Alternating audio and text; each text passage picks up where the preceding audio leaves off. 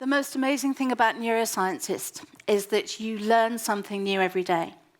That power-up that I've just done has been found to make people feel more confident and hopefully make the audience feel more confident about me. They've actually tested it in double-blind studies that people that power up before interviews are more likely to be employed.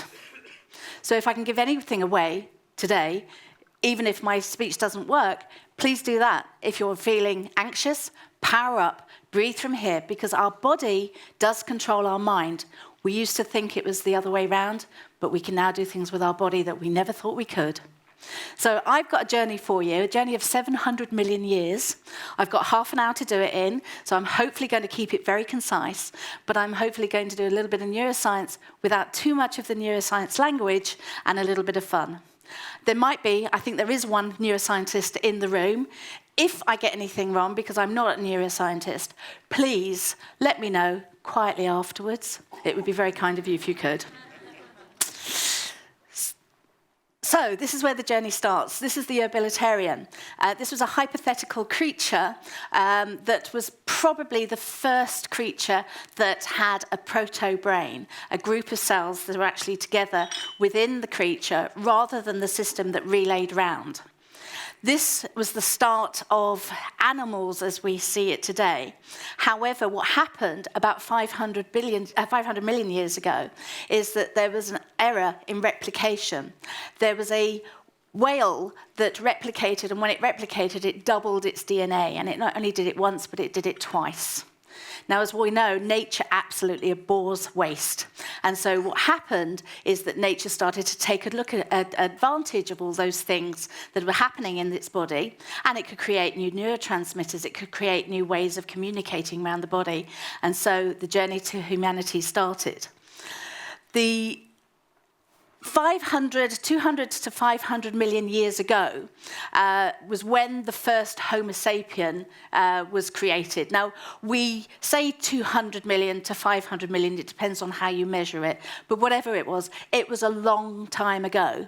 So everything that we do today as a tiny, tiny little part of humanity's journey is something that we've only learned quite recently.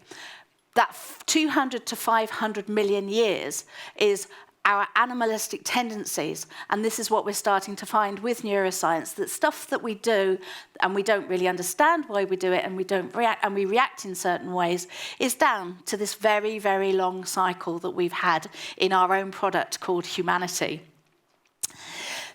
The journey came from the humans, and we came into Africa. Now, when we were the cavemen, we actually had a mitochondrial DNA Eve.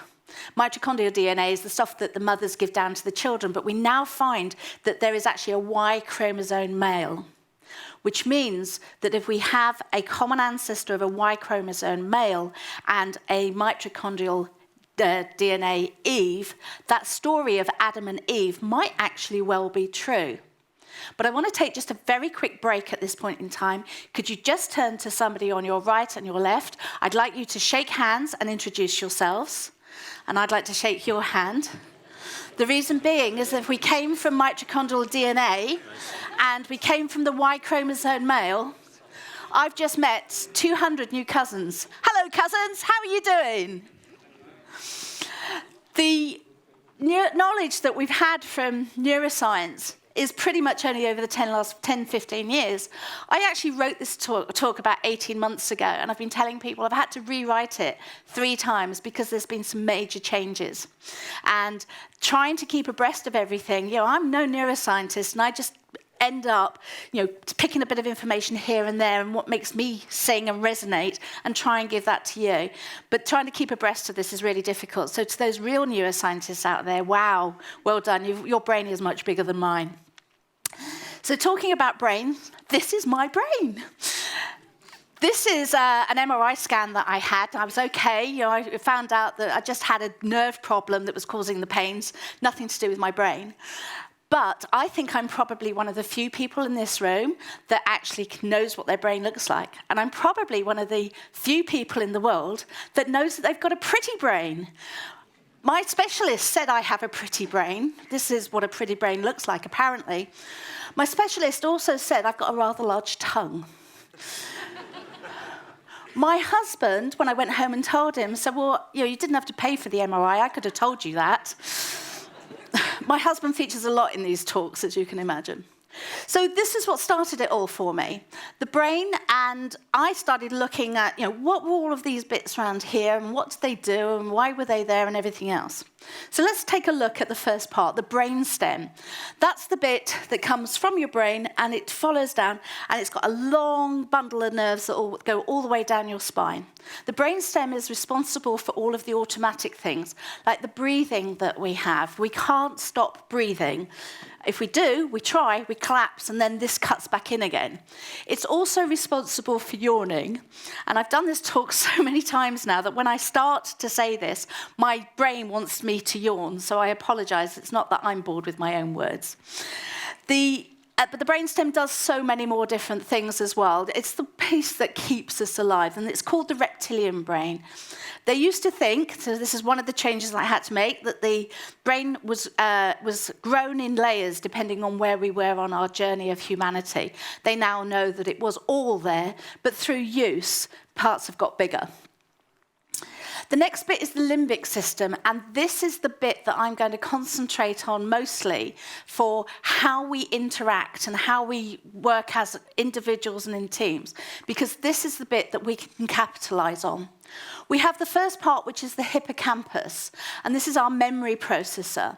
That actually processes what we're seeing and looks to see whether there is any threat from it. 6 times a second, we are looking for threats. And if we have threats, then it passes it down to another part of the brain, which is the amygdala. And the amygdala is our safety trigger. This is the bit that actually keeps us very aware of what's going on around us and reacts accordingly. And then the next bit is the nucleus accumbens. So the nucleus accumbens is the bit, the reward center. So that's the bit where it triggers dopamine, a lovely hormone that makes us feel absolutely fantastic. And as a result of this, we want to go and do some other things to keep that sense of feeling fantastic up. This is why drug addicts, smokers, drinkers, I'm a drinker, I'm an ex-smoker, and I'm not an alcoholic, I just like my glasses of wine. That's why it's challenging to make sure that, to try and give up these things. The brain is already working and making us salivate when we're thinking of that steak or whatever. So it's really difficult to give things up. And part of what we do is very habitual, and we can make some changes just one little step at a time. The next bit is the cerebral cortex. So this is the bit at the front of our brain that we used to think, hey, we were fantastic. But most chimps and such like have cerebral cortices. However, our brain is so much more advanced than theirs. Again, another change that I had to make. It used to be thought we had 100 billion brain cells. They now think it's 86 billion brain cells. They miscounted a couple, the equivalent of a gorilla or half a gibbon. But that means that when we are babies in the womb, 250,000 brain nerves and cells are created every minute for every day of pregnancy. So is it no wonder that the mum actually has to eat quite a lot to make all of that happen? So what's actually happening when we talk about this? The hippocampus is the bit of the brain that's the bit that's doing the scanning all the time. It's the bit that actually then makes everything habitual. Who here has learnt to drive a car? Quite a lot of us. Okay, do you remember when you started to drive a car? When you stepped into your car for the very first time and you sat down and you quaked with fear, and you change the mirror. I'm in a right-hand drive, by the way. You change the mirror, and you change the side mirror, and you wiggled that thing, which was the gear stick, and the brake was up, and you put your foot on the accelerator, and then you put your foot on and then you changed it to the clutch, and then you pushed that bit down, and you looked, and you made sure there was nothing coming, and then you took the driver on, and you signalled, and you took the driver on, and you all that to do 5 centimetres away from the curb. Of the drivers here, who has driven 30 kilometres from home if you were tired and you get there and you haven't had a clue how you got there? That's habit. Everything we do is habit. We drive pathways through the brains because if we had to think at that level of constant every single second of what we do, then we would be in a position that our brains wouldn't be able to cope with it and we would be paralyzed with nerves and fear. So we have to assign everything to habit. When that habit passes though, so if you're driving down the roads and you're in your own little space and you're sleeping awake and bang, suddenly a car comes from one side. Suddenly your hippocampus stops processing things and just ignoring them, and it passes it away to the amygdala. And the amygdala says, hey, my God, we've got a problem. Back in the days of old, it was the caveman, and it was the saber-toothed tiger. And we would have our eyes out taking a look in the forest, could we see some eyes and such like, in case that saber-toothed tiger was there.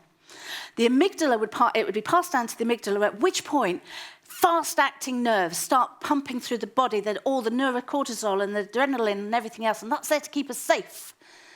But we're only supposed to have that for 3 seconds.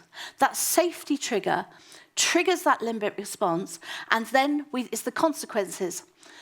Modern day, we have some beliefs around it. Our belief as a caveman was that thing is going to eat me. I had 3 seconds. Fight, flight, or freeze, and that's what the amygdala does. Fight. I've got 3 seconds to fight it, and if I don't beat it, I'm dead. I've got 5 seconds for flight, outrun it, and if I don't beat it, I am dead. Or I can freeze. I can be very, very quiet, and if I sit here and don't move, too late, I'm dead. So that's fine, that 3 seconds. And so all of this stuff pumps through. Now, the thing is, today, our modern day way of living, we're under constant arousal. We have threats coming at us. We have changes that are happening. We have things that bosses are coming to ask us to do. In the agile environment, we're constantly innovating and iterating. And our brain is not, and our bodies are not meant to deal with that level of hormones on a day-to-day basis.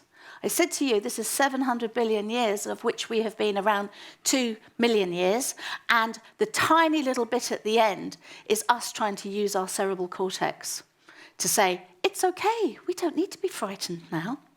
But what actually happens is that the prefrontal cortex has to do a lot more. Also, the prefrontal cortex takes a secondary position to the limbic system. I can't be thinking about that saber-toothed tiger going, wonder if it's seen me. Do you think I should run? Maybe if I'm just a bit quiet, by which time I would be dead again. So that hormones are pumping through our body on a day-to-day basis with, have we got enough Facebook likes? Oh my God, what's happening in Brexit? Don't mention Brexit. All of these things, Trump and Syria and everything, all of this news is meant to trigger that response. It's meant to make us frightened, because otherwise the hippocampus would go, don't need to take any knowledge of this. So what actually happens, we still have the activating event. Our belief about the activating event is, oh my God, it's really, really scary. And it both goes down to the limbic response and it goes down to the amygdala. However, the fast operating one to keep us safe is a lot faster than the prefrontal cortex. And that's been proven in America. They know this. If there's a car chase and the police are in the cars, once they actually stop and they've cornered the perpetrator, the American police cannot get out of their cars because they know their brain has shut down. They can't think properly. And that's our modern day version of freezing. So if you've ever been in a stressful situation and you can't think properly, that's what's happening. So do that power up. Stand tall. Preferably not in the office because you look a little bit odd unless you all do it together. But if you go to the loo, stand tall, breathe from the belly. What happens is your vagus nerves that sit here send a message, and if you are breathing properly and you are standing strong, you can't be frightened. Your brain cannot be frightened at the same time because it's expecting you to be breathing from up the top here. So hence part of the tip. So how do we apply this to our modern day world? This is David Rock's scarf model with a singular scarf. I've changed it to scarves because there's a bit that I like additionally. But this is about status, certainty, autonomy, relatedness, and fairness. And these are some key triggers that we can take away into our work environment, how we might get triggered, but also if we are leaders, if we're scrum masters, we can see how people in our teams might be triggered. So I'm going to go through some of these key indicators, but the one that I'm going to add is success. And the reason why I'm going to add success is because whilst we run away from fear, so if something is worrying, I'm anxious and I'm going to move away from that anxious part of my life, I also move towards reward. And that dopamine center in the brain is absolutely key to making sure that we perform and we perform well. We love success.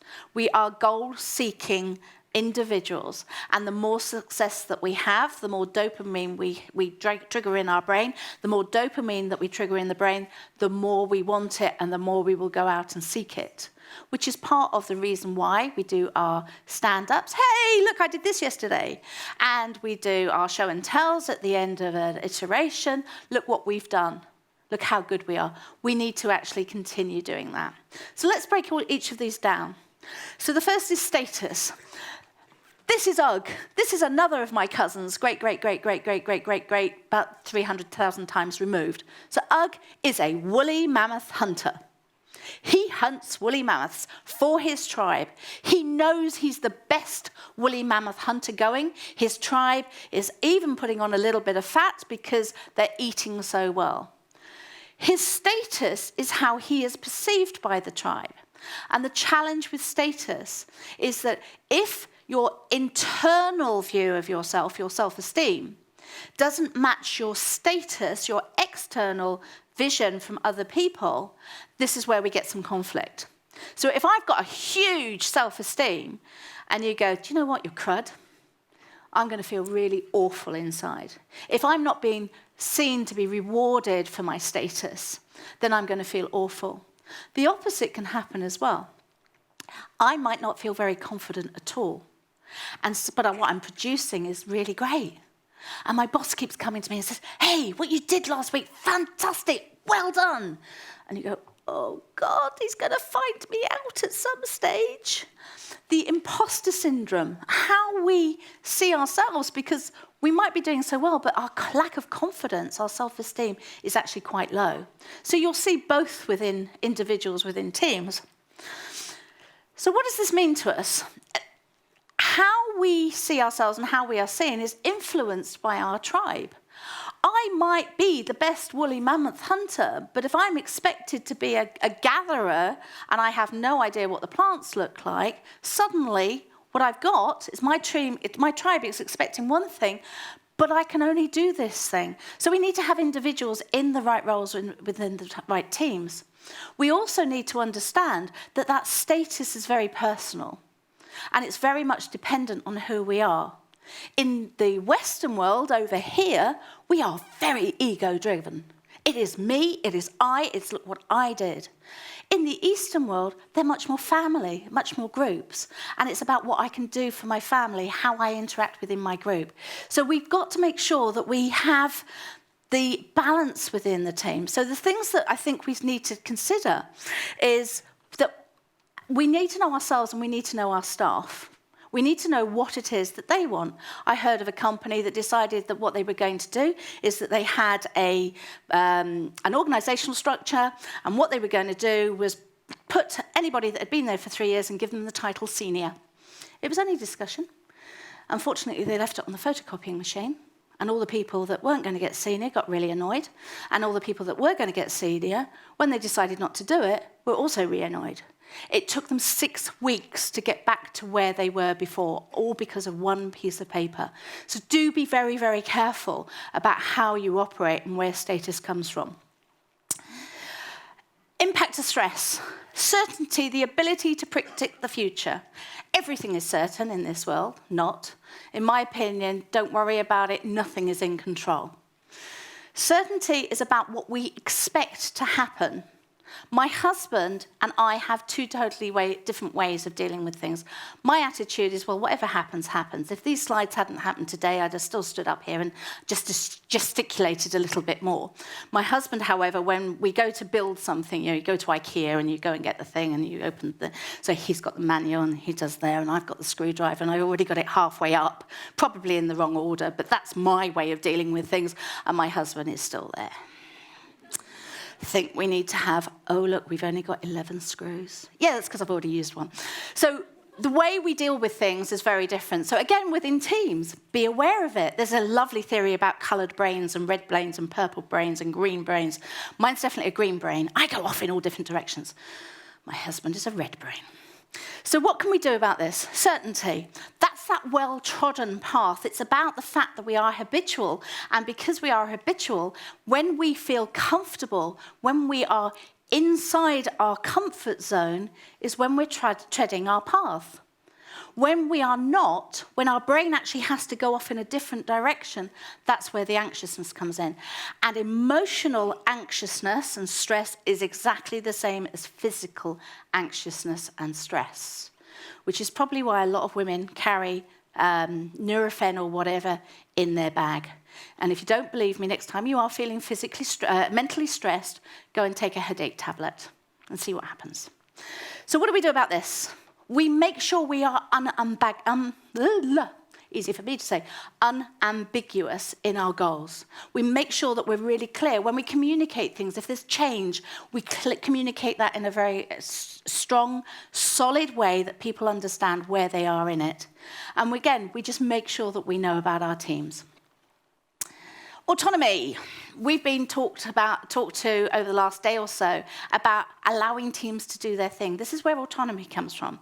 So Adam and Eve that were in Africa, that went out into the world, didn't have a manager. Their manager didn't say, excuse me, right, I'll allow you to go and do this. I've got to put boundaries around it. And the boundary is, you've got to report back to me every 2 weeks. You've got to show me what you've managed to achieve, and you've got to tell me what you've learnt from it and what you can do better. If we had done that, the planet would not be full of 8 billion cousins. 8 billion of us, because Adam and Eve, one went up and east, and one went up and went north, and suddenly we populated the world over the last 200 million years. So Adam and Eve were autonomous and intrinsic and loved what they did. So we need to constantly grow and contribute. We need to be able to go and do our thing. Even animals, monkeys, are given the opportunity to do that, and they will play. But the interesting thing is as soon as you actually put a reward on that play, the chimps decide that they don't want to do it anymore. So playing is part of who we are as our ancient cousins, the chimps, are, and that's how we operate. And so that's why it's fun. It's fun to find a problem. It's fun to find an answer to that problem, because that's how we're wired. So autonomy, leadership, servant leadership, not management.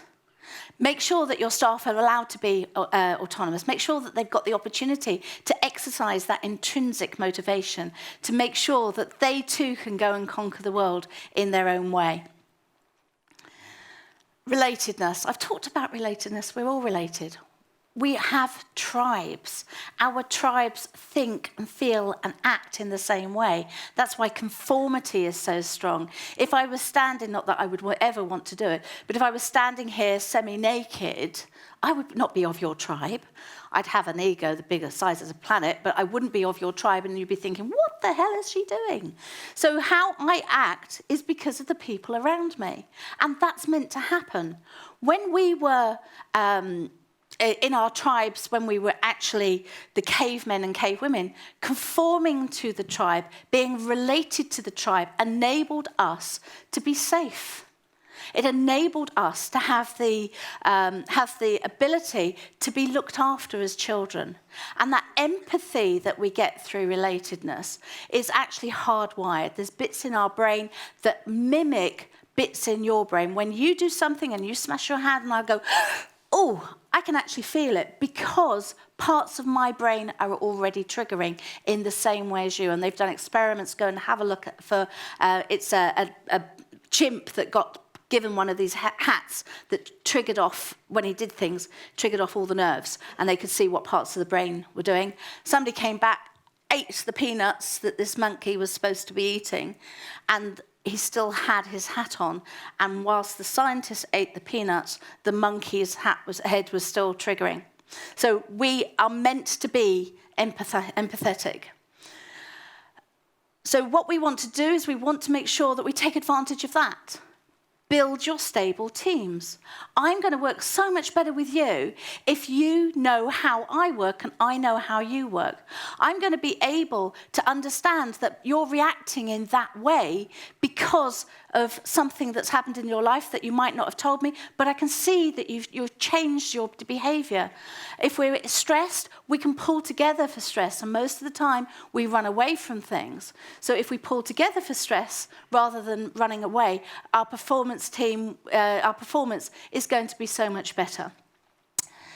Fairness, really quickly. Fairness is there again to protect us. There's a monkey experiment that they did where the monkey was given 2 different coins. One that says, give the bananas to the whole troop, and one that says, give the bananas and I'm going to eat them all. But the monkey couldn't take it. The monkey had to offer it to another monkey. And the other monkey often states that he will take the one that says, give it to the troop, rather than just, I'm going to eat just the bananas. And so that sense of fairness, that's what kept us alive in troop. So when we have a team of people, how do we keep it fair for everybody? But we also have to bear in mind that the cultural changes that we have, the difference that we have between us, are very, very clear. And that my sense of fairness and yours is different. It's the same equivalent of me and my husband going out, and I'm thinking, oh, I fancy a snack. He says no. Or alternatively, I'll take my grandson out, and he fancies some sweets, and says no. My fairness is, okay, I'll eat later. My grandson's fairness is to throw himself on the floor, thump, scream, shout, because his sense of fairness, I've been a good boy all day, I want my sweeties. And that mentality we have still triggers within us. Perhaps not to that extreme, but there's been some lovely stories, which I haven't got time to go through today, about how we have that's so innate that we will, a manager thumping the table because stuff doesn't happen. His sense of fairness, I've got my project plan. Why haven't you delivered at this point in time? You haven't been fair to me, so I'm going to make myself known in the same way as my 3-year-old grandson does. So putting that together then, we've got our status, our certainty, our autonomy, our relatedness, our fairness, and the next one is success. And success is about reward. Not necessarily financial reward, not necessarily status reward, but it's about reward of self. How do I put myself to be successful? Because success breeds success. Those parts of the brain get wired every time I do something great. And every time I do something great and wire those parts of the brain, my brain wants me to wire them more. So in simple terms, we need to celebrate success. We need to praise success. And we need to deal with it because we can constantly learn, constantly improve, and constantly perform. And if we take into consideration all of these things, then what we can do is go build our team. Thank you.